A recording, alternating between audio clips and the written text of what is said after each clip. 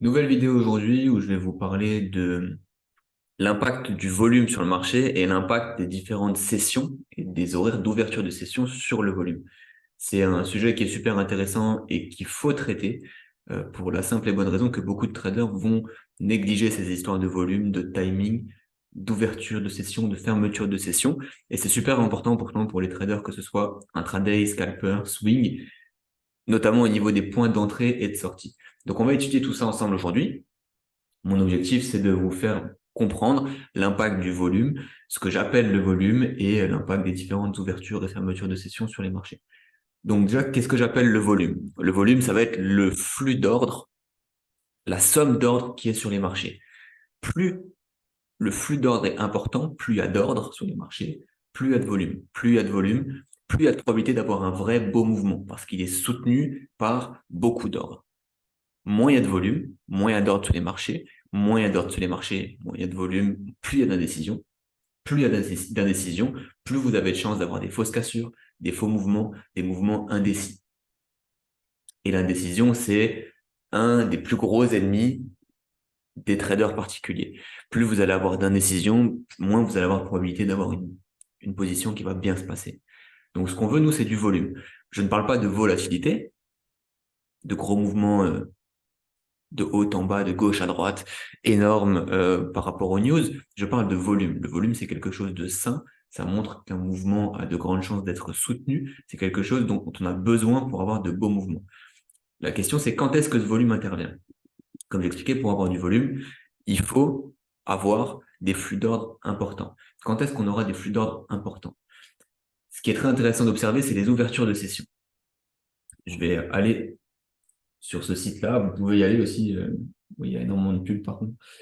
Vous pouvez aller sur ce site, c'est Forex Time Zone Converter. C'est un site qui est intéressant parce que dessus, vous pouvez rentrer, comme vous le voyez ici, votre fuseau horaire. Moi, je mets Europe-Berlin. Et vous allez avoir les différentes ouvertures et fermetures des différentes sessions.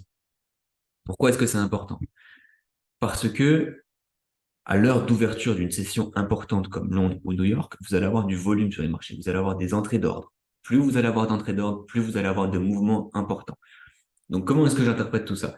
Ici, vous voyez que l'ouverture de Londres, Open, elle se fait à 9 heures. Il faut savoir que Londres, c'est la session principale du Forex. C'est la session qui gère le plus d'ordre du Forex.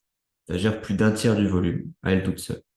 Euh, Quand vous savez que la session la plus importante pour le Forex ouvre à 9 heures, vous savez qu'il y a une grande probabilité qu'il y ait beaucoup d'ordres qui passent justement à l'ouverture de cette session, puisque c'est une session qui gère, c'est une bourse en fait qui gère énormément d'ordre.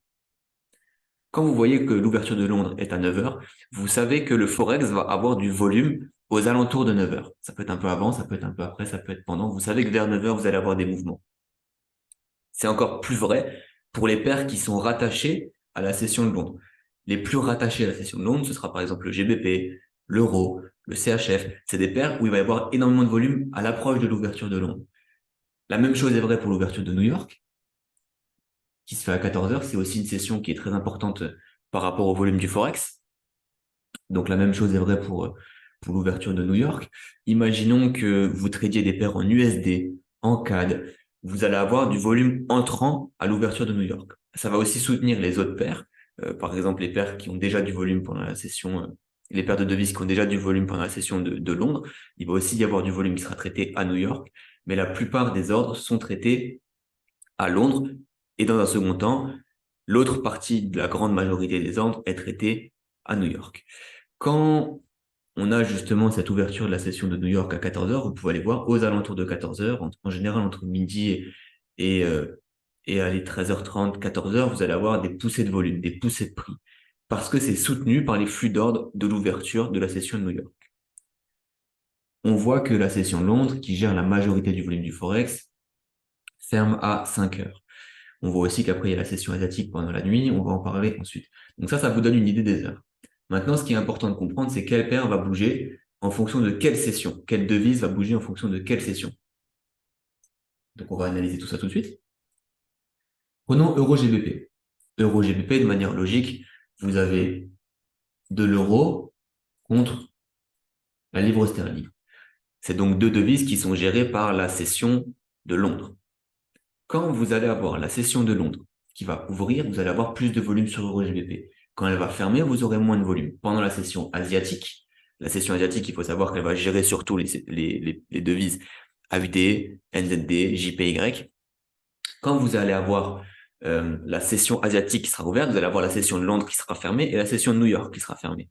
Autrement dit, peu de probabilité d'avoir de beaux mouvements sur les euros, sur les GBP, parce que il y a un faible volume dessus. Les sessions qui gèrent ces paires-là, ces devises-là, pardon, sont fermées. Donc, il y a plus de probabilité d'avoir de l'indécision, d'avoir moins de mouvements. Et ça s'observe directement au niveau de la taille des chandelles. Regardez. Ici, j'ai marqué à 17 heures l'horaire de fermeture de la session de Londres. On voit qu'avant la session de Londres, on a des beaux mouvements baissiers, des belles chandelles bien pleines, des gros mouvements. Les chandelles ont une taille conséquente. Regardez après la fermeture de la session de Londres. On a des chandelles de plus en plus petites, des bougies d'indécision. Le volume est de plus en plus faible. Là, on a une grosse bougie à 18h30 avant la fermeture de la H4 qui ferme à 19h. Et ensuite, énormément de petites bougies, beaucoup plus petites que précédemment, quand il y avait du volume. Si vous regardez bien, quand est-ce que le volume est arrivé ce jour-là? Un peu avant 9h. On a eu des bougies de plus en plus grosses et un mouvement de plus en plus conséquent un peu avant 9h. Avant 9h, qu'est-ce qu'on avait? Pendant la session asiatique, la consolidation, des toutes petites bougies. Pourquoi est-ce qu'on avait ça? Parce qu'on avait de l'indécision et que l'euro et le GBP ne sont pas, entre guillemets, ouverts pendant la session asiatique. Donc, ce qu'il faut comprendre ici, si vous tradez par exemple une paire comme euro-GBP, c'est que pendant la session asiatique, vous allez avoir plus de probabilité d'avoir de faibles mouvements, de l'indécision, un petit volume, et pendant la session de Londres, à l'ouverture de la session de Londres, vous allez avoir plus de probabilité d'avoir de beaux mouvements. Si vous essayez de trader euro-GBP et que vous essayez de chercher une belle entrée, il vaudra mieux essayer de chercher quand il y a du volume, proche de l'ouverture de Londres, que quand il n'y en a pas. Imaginons que cette cassure de cette petite zone de support, zone de support ici, on a une cassure, elle intervient après l'ouverture de la session de Londres. Est-ce qu'elle a une belle probabilité de continuer de chuter jusqu'à la prochaine zone de support? La réponse est oui. Pourquoi? Parce qu'il y a du volume sur le marché. Il y a du volume, Londres est ouvert, il y a une probabilité que ce mouvement soit un vrai mouvement. Par contre, si cette cassure avait eu lieu en pleine nuit, eh ben, ça a une plus faible probabilité de tourner. Regardez, si on retrace le support pendant la nuit, ça c'était le support de la nuit, on a une cassure. On voit déjà que la cassure est beaucoup plus faible, les bougies sont beaucoup plus faibles. Le mouvement n'est pas soutenu. On fait un fake out, une fausse cassure de la zone de support. On retourne au-dessus du support parce que pendant la session asiatique, il n'y a pas assez de volume pour soutenir ce mouvement. C'est un faux mouvement. Le vrai mouvement, quand est-ce qu'il arrive? À l'ouverture de l'ombre. Ensuite, quand le volume arrive. Donc ici, pour reprendre mon exemple, on voit qu'à 17h, le volume diminue parce que la session de Londres ferme. Ensuite, on voit qu'on a une chute de volume, des chandelles toutes petites, beaucoup d'indécision, on a une consolidation. C'est à partir de la fermeture de la session de Londres jusqu'au lendemain, quand est-ce que les chandelles redeviennent plus importantes et qu'on a du mouvement? Avant la session de Londres, entre 8h et 9h. Avant l'ouverture de la session de Londres, on a un début de mouvement, ça s'intensifie, et une fois l'ouverture de la session de Londres, on a des plus gros mouvements. Et l'après-midi continue avec l'ouverture de la session de New York, qui gère encore une fois une grosse partie du volume du Forex aussi. Comprendre quand est-ce qu'il y a du volume, quand est-ce qu'il n'y en a pas, quand est-ce que votre paire ou votre actif est susceptible de bouger, quand est-ce qu'il est susceptible de range, de consolider, d'y avoir de faux mouvements, ça va vous permettre d'ensuite d'obtenir de meilleures entrées. Exactement comme je l'ai expliqué auparavant, ici. Il en va de même pour du coup les AUD, NZD, JPY. Vous pouvez par exemple avoir une cassure en pleine journée.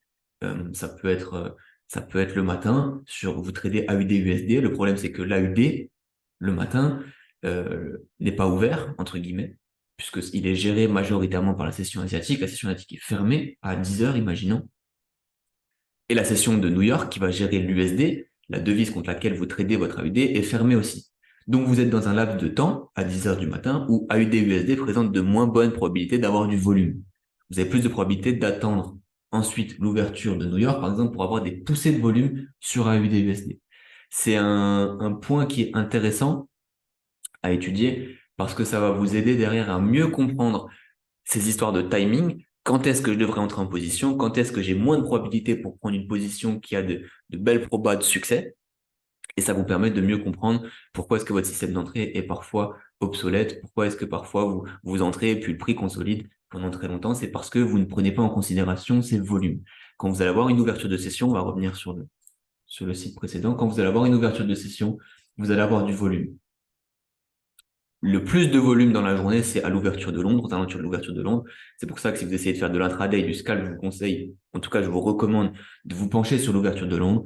C'est une plage horaire qui est intéressante. Et ensuite, si vous tradez plutôt les USD, par exemple, ça va être l'ouverture de New York. À noter ici qu'on le voit pas, mais à 15h30, heure de Paris, du coup, la même heure qu'ici, heure de Berlin, vous avez l'ouverture du NYSE. C'est l'ouverture du New York Stock Exchange.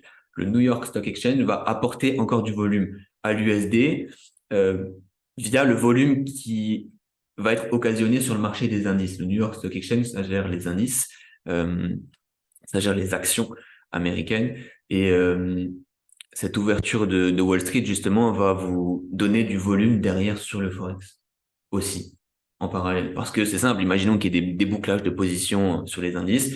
Si vous débouclez une position sur les indices ou sur un stock, vous allez l'encaisser en USD. Ça va donner du volume à l'USD. Si vous prenez une position sur un indice, vous allez la prendre via de l'USD de base. Donc, ça va donner aussi, ça va baisser le volume de l'USD. Ce qui fait qu'il y aura des variations de volume grâce à l'ouverture de NYSE, New York Stock Exchange, à 15h30, le volume va être imputé aussi sur le Forex. Et c'est d'ailleurs un horaire qui est intéressant pour ceux qui traitent le gold, 15h30 à surveiller. Donc voilà pour ces notions-là, parce que je sais que beaucoup sont un peu perdus quant aux ouvertures de session, leur impact, leur importance et quant au volume. Donc j'espère que ça vous sera utile. Si vous avez des questions, n'hésitez pas à les poser en commentaire, je me ferai un plaisir d'y répondre. Et en attendant, je vous dis à bientôt pour la prochaine vidéo.